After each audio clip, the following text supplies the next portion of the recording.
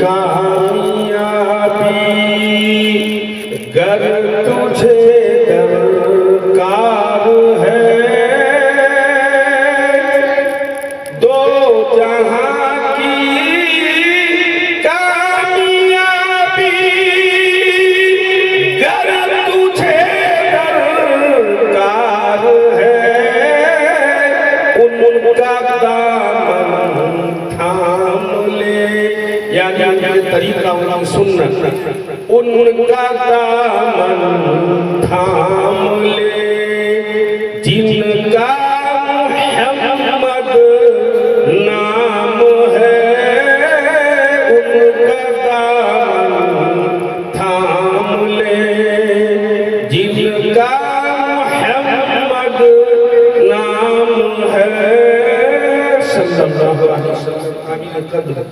उलमाए किराम, मेरे दीनी भाइयों, नौजवानों, साथियों, पर्दा में रहने वाली पर्दा नशीं माई और बहनें, ये मुबारक दीनी मजलिस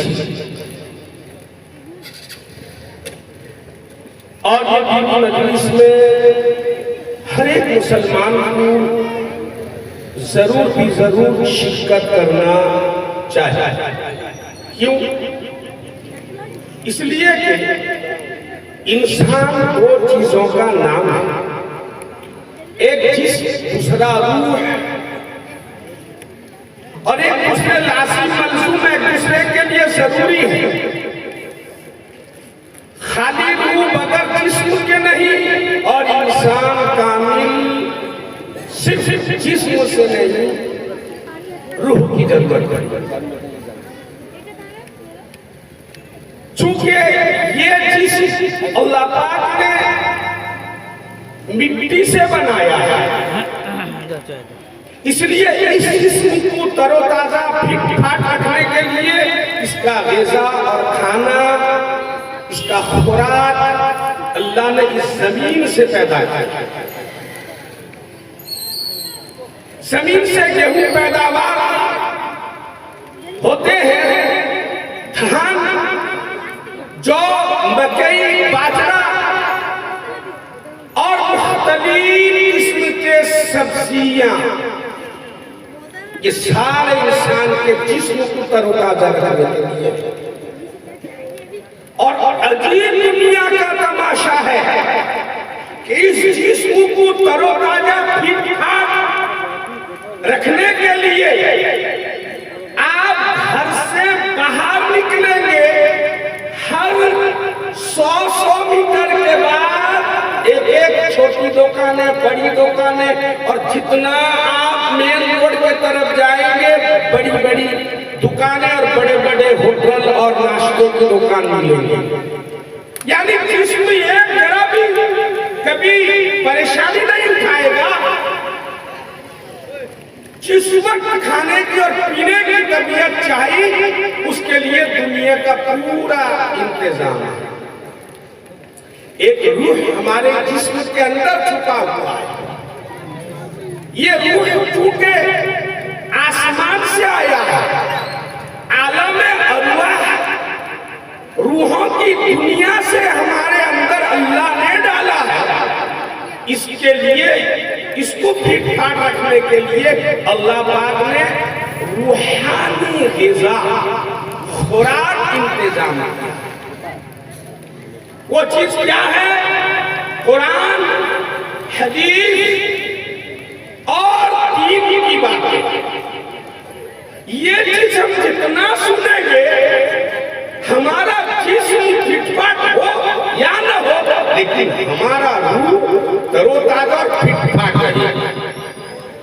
मगर इसके लिए इंतजाम कोई दुनिया में कोई खास नहीं है।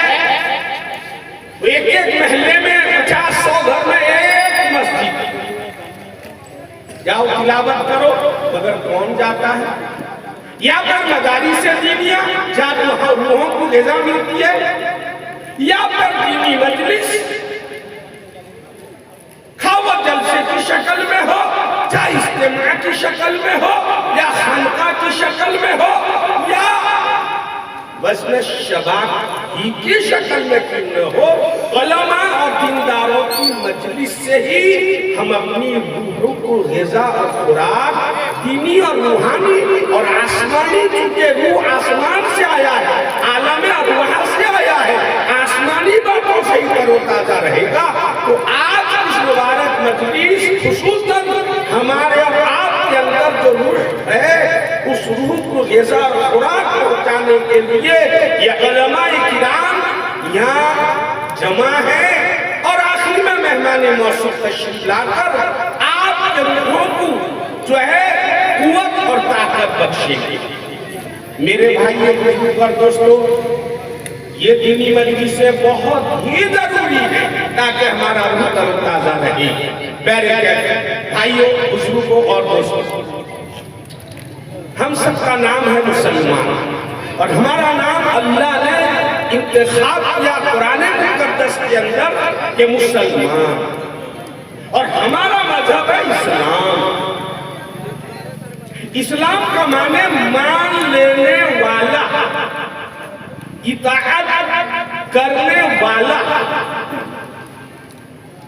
और मुसलमान कहते हैं मान लेने वाले को। किसकी मान ले? नंबर 1, अल्लाह की बात को मान ले, वह है मुसलमान, और अगर इनकार करे वह है बेईमान। नंबर 2, रसूल पाक अलैहिस्सलाम की बात को मान ले, अगर उसका इनकार करे वो भी बेईमान। और जो अल्लाह रसूल के बात को मानकर जिंदगी गुजारे, वो जो बात कहे और वो बात अल्लाह रसूल के हुक्म के खिलाफ न हो, उनकी बात भी मान लेना, यह है मुसलमान। हाँ, ऐसा मौका है कि हुक्म अल्लाह का पूछो, रसूल अल्लाह का पूछो, मगर उनके मानने वाले, चाहे वो किसी शख्सियत की तरफ से हो, किसी जमात और गिरोह की तरफ से हो, कतई नजर इससे कि वो अल्लाह रसूल के हुक्म से टकरा रहा है, मुकाबिल में आ रहा है, लिहाजा हम चूंकि अल्लाह के बंदे हैं, रसूलुल्लाह के उम्मत हैं, हम पहले उनकी इताअत करेंगे, उनके हुक्म के तहत में मानते हुए अगर हमारे किसी और का हुक्म आ जाए तो हम भी उसको मान लेंगे और मानना ही जरूरी। और अल्लाह रसूल क्या कहते हैं, क्या हुक्म देते हैं, हम जानेंगे कैसे? कि अल्लाह ताला मीर महले में आते हैं क्या? नहीं है, हर जगह है। क्या रसूल पाक सल्लल्लाहु अलैहि वसल्लम आते हैं? नहीं। लेकिन मेरे भाइयों और दोस्तों, अल्लाह क्या चाहते हैं वो अल्लाह का कुरान कहेगा, और नबी क्या चाहते हैं नबी का फरमान हदीस पाक कहेगा। फिर एक सवाल, हर आदमी क्या कुरान पढ़ के अल्लाह की हुक्म समझ लेगा? जो ठीक से उर्दू बोल नहीं सकता है, उर्दू बोलने में उसकी इतनी गलत स्त्रीलिंग पुल्लिंग तस्वीर और तानीस की बात छोड़ो, एक इलाके वाले बात करते आइस गईस आइस किस, एक इलाका वाले बोलते अक्की ने जाती ने खट्टी ने पिट्टी ने, एक इलाके वाले बोलते आवे जावे खावे, एक इलाके वाले आवेनी जावेनी खावेनी। मैं इलाके का नाम नहीं पकड़ता, हमारा उर्दू सही नहीं। उर्दू पढ़ते पढ़ते की के कू में 50 गलतियां, इसलिए हजरत शेर वली मुनादिर इस्लाम हजरत मौलाना सैयद मोहम्मद इस्माइल साहब दामद रहमतुल्लाह अलैह, वो आप हजरात ने देखा होगा, जो मोहम्मद हजरात है उमर दराज है, वो कहा करते थे अरबी निकाले चर्बी, फारसी निकाले तेल, हिंदी में कुछ उर्दू में थी। क्या समझते हो? तो जो कौन, जो मुसलमान जिस इस्लाम को मानने वाले उर्दू ठीक से बोल न सकते हो? वो अरबी जुबान को कैसे समझेंगे? हदीस जो कि अरबी कैसे समझेंगे? अल्लाह पाक कुरान और हदीस को समझने के लिए आपको मदारिस दीनिया में तालिब इल्म बनना होगा। कम से कम 12 साल, अब फेल गेल में तो 14-16 साल दुनिया को छोड़ के, है ना, दुनिया को मुलाकात कर कब हो? अगर वो वक्त नहीं मिला तो फिर आपके इमाम, इलाके के आलिम, इलाके के मुफ्ती, इलाके के आपके जो आलिम हैं उनसे आप पूछेंगे तब मालूम होगा, या वो फिर अपनी तरफ से बयान करेंगे तब बात होगा। मेरे भाइयों बुजुर्गों दोस्तों, मुसलमान कहते हैं मान लेने वाले। आज हम कितना मानते हैं, कितना अमान्य करते हैं, हर आदमी अपने अपने गिरबान में झांक कर देखे। जुमा के दिन जितनी तादाद में, जितने अफराद में पूरे जवान, करीब जवान मस्जिद को खचा कर अजान के बाद से भर देते हैं, सफों में जगह नहीं मिलती है।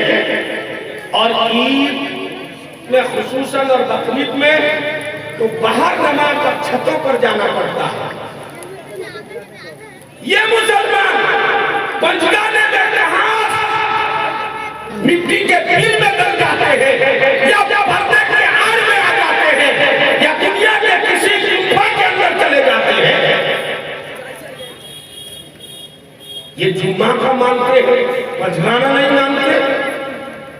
ईद और बकरीद ईदैन की मानते हैं नमाज पढ़ने के लिए अल्लाह रसूल की, मगर पंचगाने का नहीं मानते।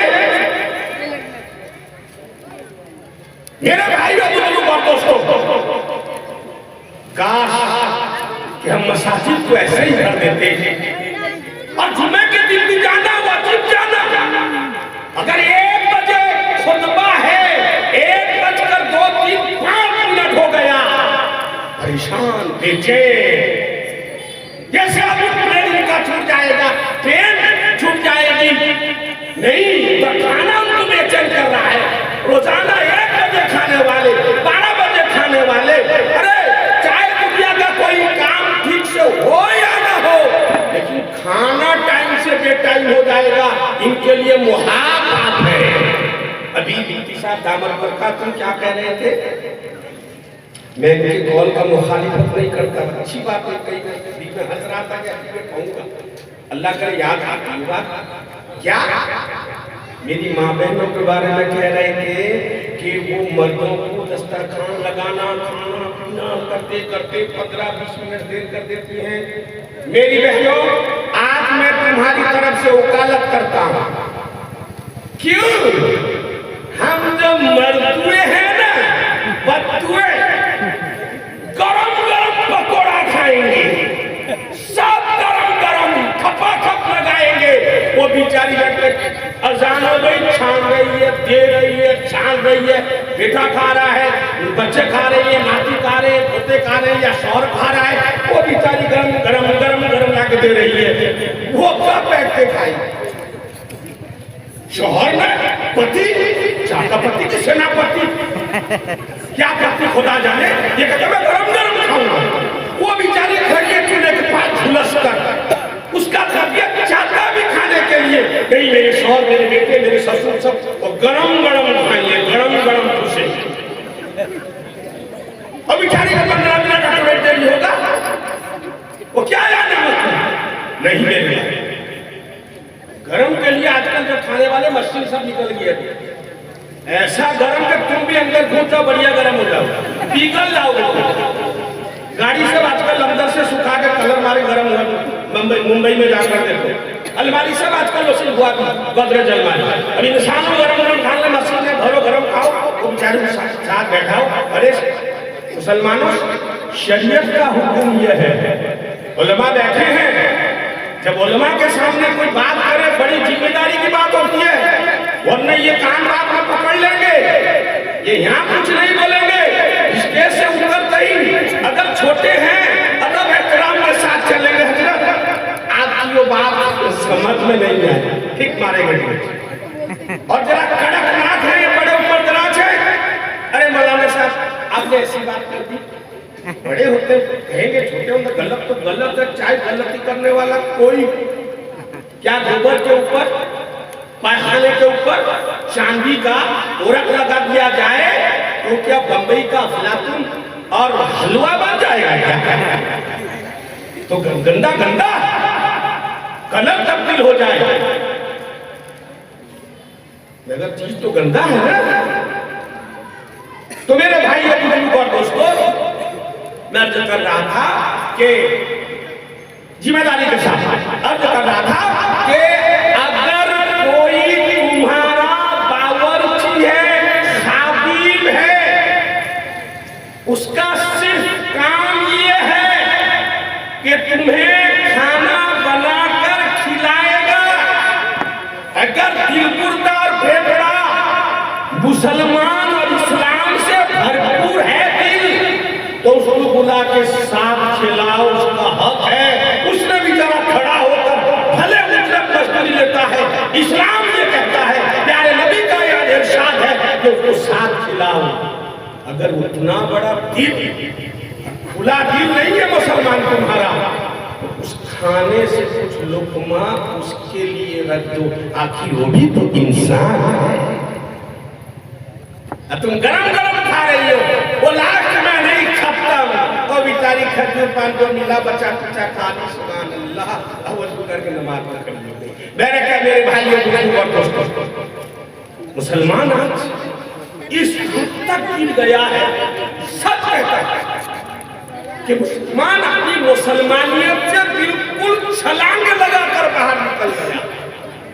अरे फख्र से कहना चाहिए कि मैं मुसलमान हूँ, मगर अल्लाहु अकबर जुमे के दिन मस्जिद में आता है तो टोपी लेकर घर से मोड़ मार के, पता नहीं उसका कब मिला था, वो क्या कहते हैं लिसानी लगन मगनी या शादी में हुई थी, मोड़ के रखा था, पॉकेट में लेके आता है, जैसे मस्जिद के अंदर घुस गया, वुज़ू कर लिया, जल्दी से उसको लगा लिया और नमाज पढ़ के जैसे गेट से बाहर निकल पट कर निकल चक्कर टोपी लगाने के लिए तैयार नहीं। हजरत मौलाना अशरफ अली साहब आपके यहाँ बहुत ज्यादा आते थे, एक बात कहा करते थे कि लोगों मोटा मोटी 3 काम कर लो, दुनिया तुमसे डरेगी। नंबर 1, अल्लाह को मनाओ, कम से कम 5 वक्त मस्जिद में हाजिर होकर सजदा रेस होकर नमाज पंजगाना अदा करके। नंबर 2, चेहरों को नबी वाला चेहरा, दाढ़ी वाला चेहरा बना लो। नंबर 3, किस तरह सूट के अंदर क्या पहनते हो भाई, चंदिया चढ़ी और गंजी उसके ऊपर साफ, वैसे ही सर के ऊपर टोपी पहन लो। 3 काम, चेहरे को दाढ़ी से अलग सजा दो, सर को टोपियों से रोशनी कर दो और 5 वक्त अल्लाह से पढ़ के मदद मांगो। 3 काम अगर पाबंदी से करोगे, जिस तरफ जाओगे तुम्हें दुनिया देकर डरेगी कौन पाए। मैं दावे के साथ कह सकता हूँ सारे मुसलमान इस 3 बात पर कभी जमा नहीं। हजरत तारिक जमील साहब की किताब में लिखा जी बात लिखा था, उर्दून शहर भारत मुल्क में है, वहाँ हर मजहब के लोग रहते हैं, तो वहाँ यही भी बसे हुए हैं। तो जब ये दावत करने की मुबारक मेहनत लेकर लोग पहुँचते हैं तो वो लोग मुझसे सवाल कि क्या तुम्हारे मुसलमानों की मसाजिद में इस तरह जुमा के दिन, ईदैन के दिन ठाटे मारता हुआ समंदर, यानी मुसलमान बहुत ज्यादा आते हैं, क्या 5 वक्त ऐसे ही आते हैं? अब मुसलमान बोल तो नहीं, सही बात है। जब अल्लाह तारिक जमील साहब दामद बरकातुहू मुल्क में पहुंचे, उनके कान में बात आई, तो उन्होंने कहा अच्छा वो लोग कौन थे, हम उनको जवाब दें। वहां पहुंचे और बात छिड़ गई। मौला ने कहा मैं बाद में जवाब दूंगा, खान पीना, मगर आप लोग क्यों पूछते हो ये बात? सुन लो भाई, फरमाया कि हमारे बुजुर्गों ने, यहूदी उलमा ने, यहूदी के बड़े बड़े दानिश्वरों ने ये लिखा है, जिस दिन मुसलमान जुम्मे और ईदैन की तरह पंजदाना नमाज में मस्जिदों के सफों को भर देंगे, पूरी दुनिया से यहूदी मजहब खत्म हो जाएगा। क्या ये ख्वाब कभी पूरा होगा? अमीर करने वालों बात समझ में आ रही है? गैर सवाल कर रहे हैं। उनके बुजुर्गों ने लिखा है, जब ये मुसलमान जुमे की तरह, ईद और बकरीद की तरह मस्जिद में अल्लाह के घर में हाजिर हो, वो जैसा होते हैं वैसे ही पंजदाना भीड़ की तरह जाएंगे। बच्चा भी जाए, बूढ़ा भी जाए, जवान भी जाए, मरीज भी जाए, सेहतमंद भी जाए। ये मजमा जब मस्जिदों को 5 वक्त भर देगा नमाजों से, तो उनके बड़ों ने लिखा है दुनिया से यहूदियत खत्म हो जाएगा। भाइयों, इसमें कोई शक नहीं, हम अपने आप को मुसलमान समझते हैं, समझना चाहते हैं, मगर अजीब बात है, मैं आप ही के इलाके के बाद से आप ही को नसीहत कर रहा हूँ। हजरत मौलाना सैयद असअद मदनी रहमतुल्लाह अलैह इस इलाके में बहुत आए हैं, 3 इलाके में ज्यादा, सुमड़ा, बिंझारपुर और बालूमास। कहीं आधा घंटा, 2 घंटा, 3 घंटा, मगर यहाँ रात का प्रोग्राम अक्सर। पूछो जहेज के खिलाफ कितनी तकलीफ हुई है, मेरी एक काम सुनी है।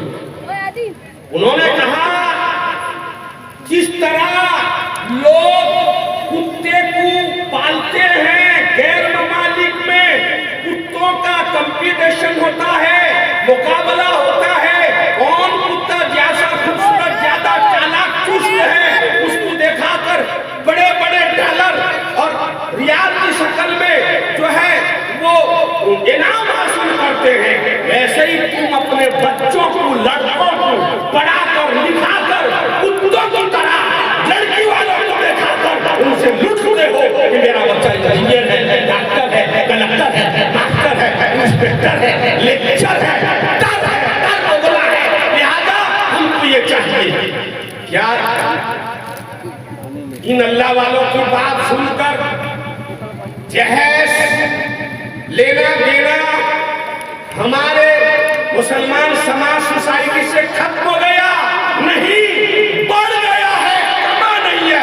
माशाअल्लाह माशाअल्लाह, कुछ अल्लाह के ऐसे थे बाहया, बाशरम, गैरतमंद मुसलमान हैं।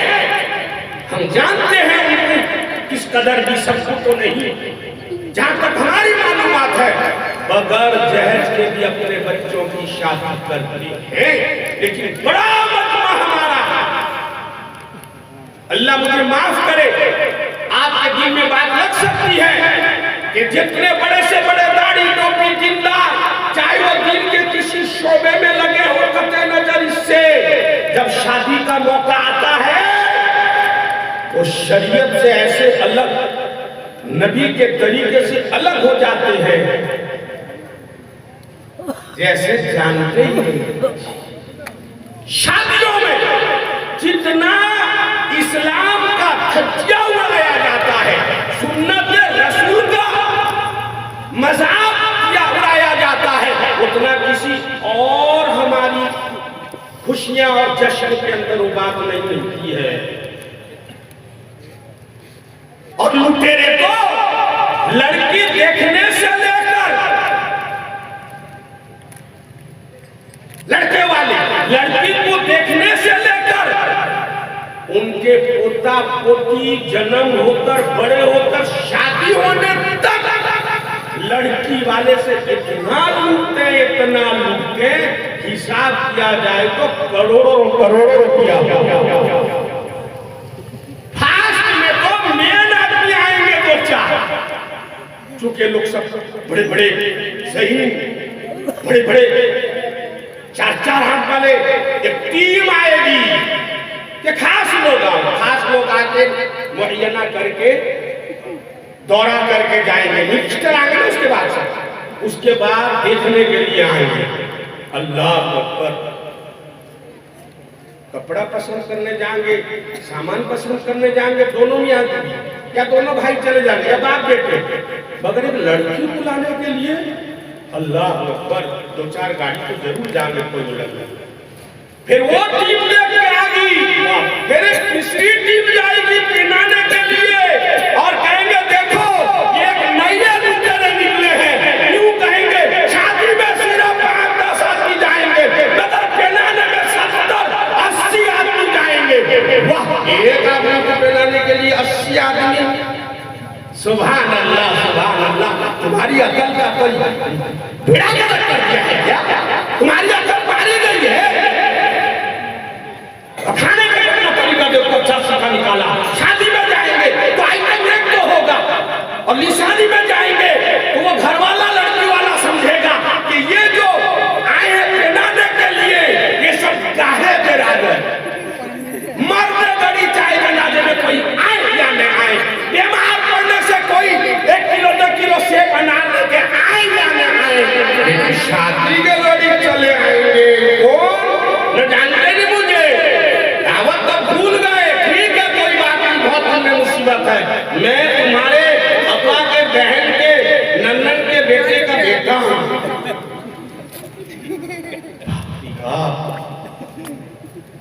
ये खाने का तरीका 70-80 आदमी बनाने जाएंगे। फिर और एक तरीका,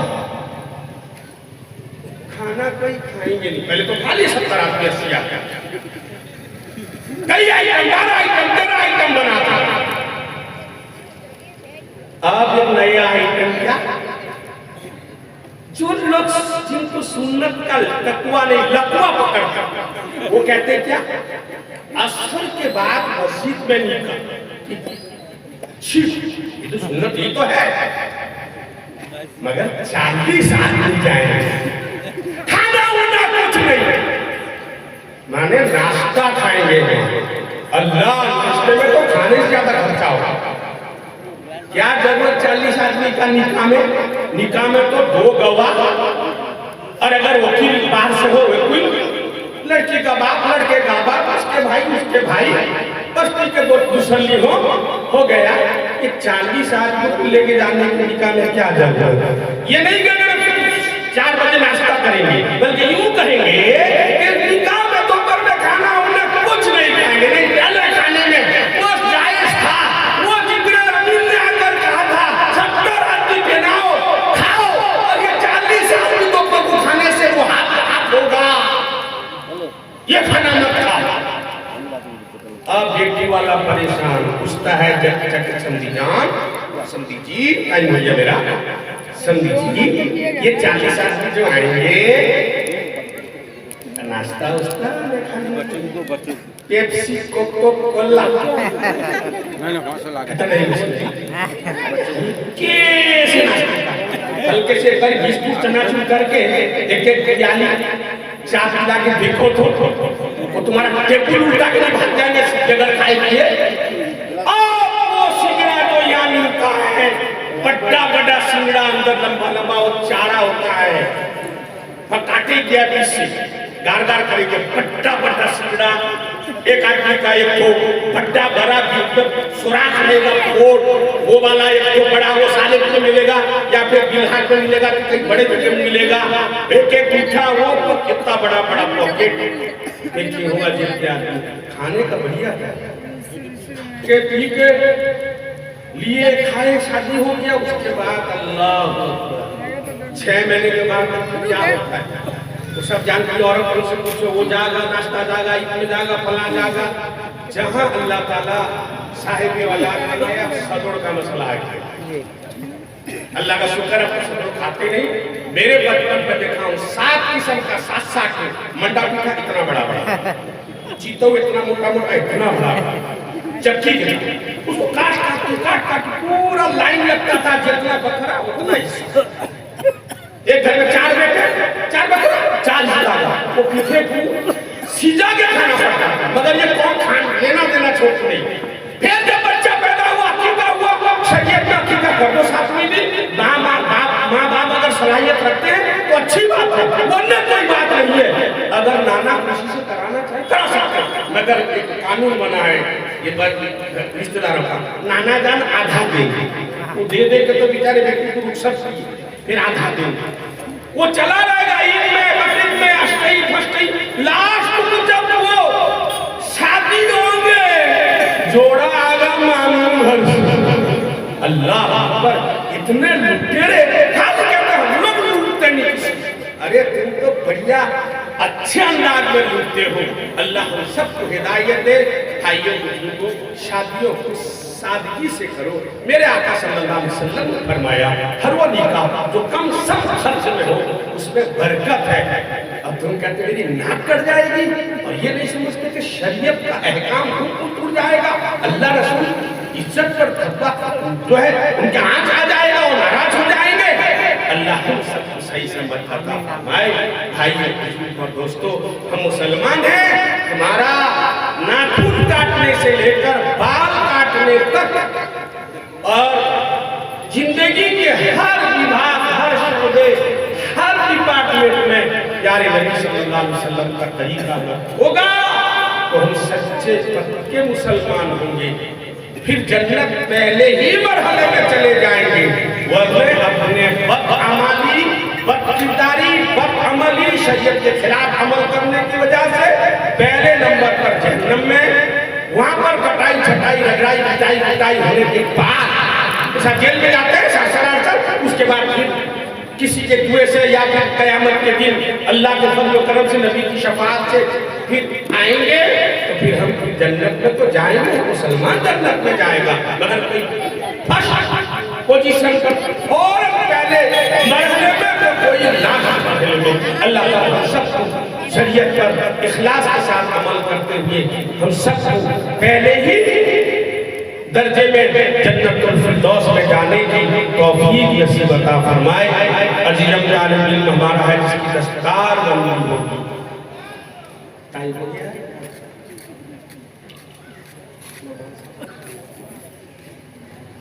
दस्तकार बनती है। एक हदीस सिर्फ आपको सुनाइए। ये हदीस मुंतखब अहादीस में फज़ाइल इल्म ज़िक्र के अंदर नकल किया गया है। प्यारे नबी सल्लल्लाहु अलैहि वसल्लम ने फरमाया, आलिम हो जा, अगर उतना दमखम नहीं तो मुतअल्लिम, मदरसे में पढ़ने वाले हो। अगर आलिम और मुतअल्लिम नहीं बन सकोगे तो फिर इन अहले इल्म की बातों को कान लगाकर गौर से सुनने वाले बन जाओ। अगर उतना भी नहीं हो सके तो फिर अहले इल्म से मोहब्बत करने वाले हो जाओ। फरमाया 5वीं जमात में मत होना, वरना हलाक बर्बाद मिलिया में खत्म हो जाओगे, सत्यानाश तुम्हारा हो जाएगा। और आगे फरमाया 5वीं जमात ये है कि इल्म वालों से कीना, कपट, दुश्मनी, हसद, जलन मत रखो। अब हम फैसला करें, हम ये 5वीं जमात से कौन जमात के बनेंगे। अल्लाह मुझे और आपको अमल का तौफीक नसीब अता फरमाए। वा अल्हम्दुलिल्लाह।